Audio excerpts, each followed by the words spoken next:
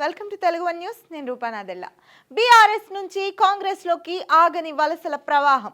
లోక్సభ ఎన్నికలకు ముందే బీఆర్ఎస్ ఖాళీ అయిపోతుందా అంటే జరుగుతున్న పరిణామాలను గమనిస్తుంటే అవునేమో అనిపించక మానదు అన్నట్లుగా పరిస్థితులు ఉన్నాయి. గతంలో బీఆర్ఎస్ కష్టపడి అతి ప్రయత్నం మీద ఇతర పార్టీల నుంచి వలసలను ప్రోత్సహించి చేసిన పని ఇప్పుడు బీఆర్ఎస్ నేతలు ఎవరి ప్రమేయం లేకుండా చేసేస్తున్నారని పరిశీలకులు విశ్లేషిస్తున్నారు. 10 ఏళ్ల పాటు అధికారంలో ఉన్న బీఆర్ఎస్ విపక్షమైన రోజుల వ్యవధిలోనే ఆ పార్టీ నుంచి పెద్ద ఎత్తున నేతలు ఇతర పార్టీలలోకి దూకేస్తున్నారంటే పార్టీ నాయకత్వంపై వారి విశ్వాసం ఎంత సన్నగిల్లిందో అర్థం చేసుకోవచ్చు.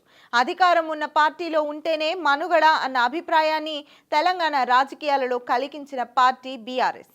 ఇప్పుడు ఆ పార్టీ అధికారం మారగానే ఆ పార్టీ నేతలు జంపింగ్ల బాట పట్టారు. ఈ వలసలు ఇప్పటితో ఆగేలా కనిపించడం లేదు.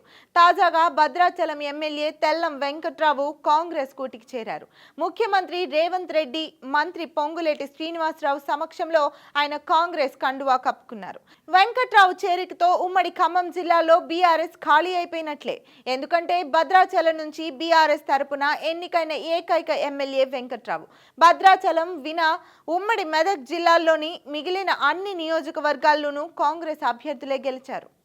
ఇప్పటికే ఎమ్మెల్యే కడియం శ్రీహరి, ఆయన కుమార్తె Kavya, GHMC mayor Gadwal Vijayalakshmi, Khairatabad MLA Danam Nagender, GHMC మాజీ మేయర్ బొంతు రామ్మోహన్, పట్నం సునీత, మహేందర్ రెడ్డి వంటి పలువురు నేతలు బీఆర్ఎస్ నుంచి కాంగ్రెస్ లోకి మారిన సంగతి తెలిసిందే.